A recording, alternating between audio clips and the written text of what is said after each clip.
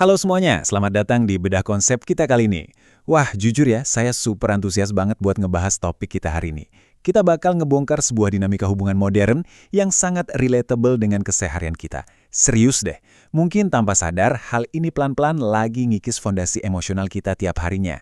Dan tenang aja, kita nggak lagi ngomongin konflik dramatis atau masalah besar yang ribet kok. Enggak, kita cuma mau ngobrolin sebuah kebiasaan super kecil di pagi hari yang ternyata wow, dampak psikologisnya luar biasa besar.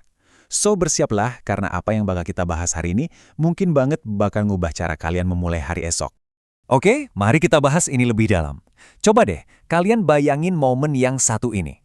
Kalian baru aja kebangun, mata masih setengah melek, nyawa belum kumpul penuh, lalu yang dicari HP duluan atau pasangan?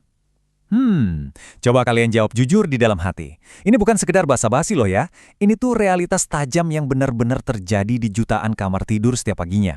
Kayak semacam refleks otomatis yang udah keprogram di otak modern kita kan? HP duluan. Nah, itu dia. Jujur, kadang mikir nggak sih betapa ajaibnya, tapi juga agak serem ya, gimana pilihan kita di 3 detik pertama pas mata kebuka, itu bisa benar-benar seragam di era digital ini. Kayak tangan kita tuh punya instingnya sendiri gitu loh. Langsung raba-raba nakas atau bawa bantal, cuma buat nyari layar kaca yang dingin. Padahal ada pasangan kita yang hangat berbaring tepat di sebelah kita. Sebuah pilihan singkat tapi gila sih, ini umum banget dan pasti dirasain sama hampir semua orang yang punya smartphone zaman now. Nah, ini ngebawa kita ke bagian pertama, realita pagi hari. Bagian di mana sebuah refleks yang kelihatannya polos banget, ternyata bisa nentuin arah emosi kita seharian penuh. Dan ini ngegambarin dengan sangat jelas apa yang sebenarnya terjadi. Coba lihat, pagi hari itu ibarat kanvas kosong yang masih sangat sensitif. Idealnya nih, momen bangun tidur itu jadi momen pertama koneksi kita, baik secara fisik maupun emosional sama pasangan. Awal yang damai, gitu kan? Tapi realitanya, realitanya justru nampar kita banget. Siklus modern sekarang malah maksa kita buat bangun, dan secepat kilat langsung ngecek notifikasi. Sadar nggak sih kita tuh lagi dengan sukarela nuker potensi keintiman emosional, demi rentetan informasi digital yang, jujur aja, malah sering bikin kita stres pagi-pagi. Lanjut ke bagian kedua, momen koneksi terpenting. Di sini kita bakal lihat kenapa pagi hari itu punya taruhan emosional yang tinggi banget buat hubungan kita. Jadi gini, pagi hari itu bukan sekedar rutinitas fungsional buat mandi terus berangkat kerja. Bukan. Pas kita baru melek, pertahanan mental kita tuh lagi turun-turunnya. Kita belum pakai topeng keseharian kita. Makanya, momen pertama koneksi ini tuh vital banget. Secara psikologis, ini adalah momen paling emosional karena ada transisi yang sangat halus dari tidur ke sadar. Jendela waktu yang rapuh ini sebenarnya adalah momen kecil yang teramat penting buat ngebangun keintiman. Tapi ya itu tadi, sayang banget peluang emas ini sering kita buang gitu aja demi mantengin layar HP yang nyala. Mari kita lanjut dan lihat gimana hal ini numpuk di bagian ketiga, siklus scroll tanpa sadar. Sebuah jebakan digital yang sering gak kita sadarin. Prosesnya tuh terjadi smooth banget sampai kita sering gak nyadar. Pertama, jelas kita bangun, normal lah ya. Terus langkah kedua, kita matiin alarm. Sekalian deh cek notif. Dalihnya sih biasanya, cuma mau lihat jam kok, sekalian ngecek bos ada chat nggak? Hayo ngaku siapa yang sering gini? Tapi godaan itu dengan cepet banget narik kita ke langkah ketiga dan keempat. Buka medsos, dan boom, berujung pada scroll tanpa sadar. Rangkaian sepele ini dengan cepat numpuk dan bikin kita disconnect total dari orang yang lagi tiduran tepat di sebelah kita. Fisiknya sih deketan, tapi pikiran kita udah traveling ke dunia maya yang beda dimensi.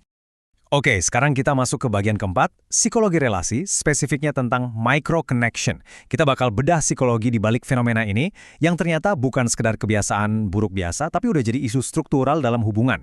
Nah, hal yang paling menarik dari konsep di sini adalah, mari kita lihat dari kacamata sains.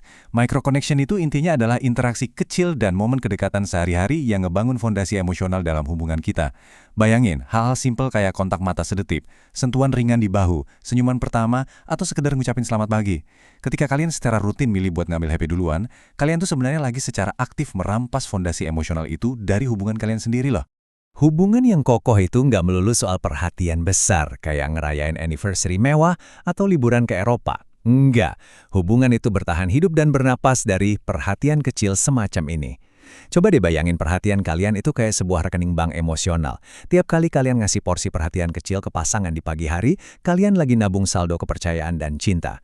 Sebaliknya, tiap kali kalian buang perhatian itu ke layar smartphone, kalian lagi nyiptain defisit tak terlihat. Kayak pelan-pelan nguras habis saldo keintiman kalian sendiri tanpa kerasa.